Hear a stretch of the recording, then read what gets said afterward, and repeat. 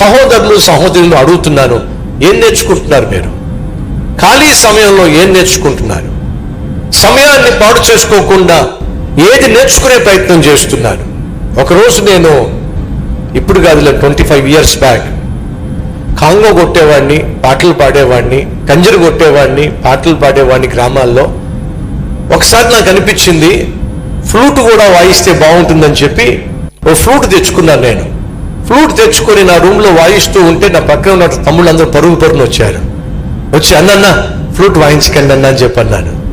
ఎందుకు బాబు అంటే, మీరు వాయించే విధానాన్ని చూస్తుంటే పాములు వస్తాయో భయం వేస్తుందన్న అని చెప్పి నన్ను భయపెట్టేసరికి ఇంకా ఫ్లూట్ జోలికి వెళ్ళలా. కానీ నేర్చుకోవాలని ఆశ, కీబోర్డ్ నేర్చుకోవాలని ఆశపడ్డాను, గిటార్ నేర్చుకోవాలని ఆశపడ్డాను. సహోదరి సహోదరులు అడుగుతున్నాను, ఏం నేర్చుకున్నాం, ఏం నేర్చుకుంటున్నాం? తల్లులు తండ్రుల్లో మీ పిల్లలను చిన్నప్పటి నుంచి ప్రయోజకులను చేయండి. ఏదో ఒకటి వాళ్ళకి నేర్పించండి. టైం వేస్ట్ చేసుకోకుండా, వాళ్ళ సమయాన్ని వృధా చేసుకోకుండా ఉండులాగున వారికి నేర్పించగలిగినటువంటి విలువైన వాటిని నేర్పించండి. వీణ రాజు దగ్గరకు చేర్చింది, వడిసే గొల్యాతును చంపే విధంగా చేసింది. గొర్రెల కాపరిగా తన బాధ్యత దేవుని మనసును దోచుకునే విధంగా చేసింది. తాను రాసిన కీర్తనలో ప్రపంచానికి ఆశీర్వాదంగా మార్చినాయి.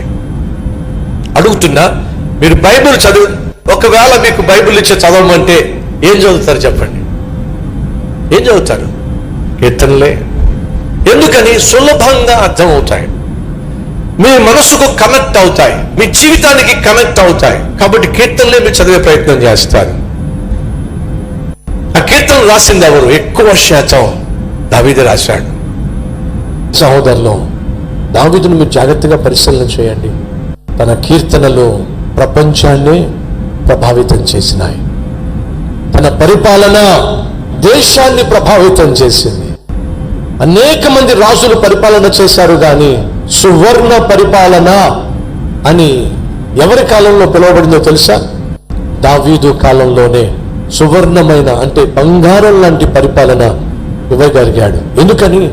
తనకి ఏ పని ఇచ్చినా సరే దానిని బహు శ్రద్ధగా చేస్తాడు. వెనకటికి ఒక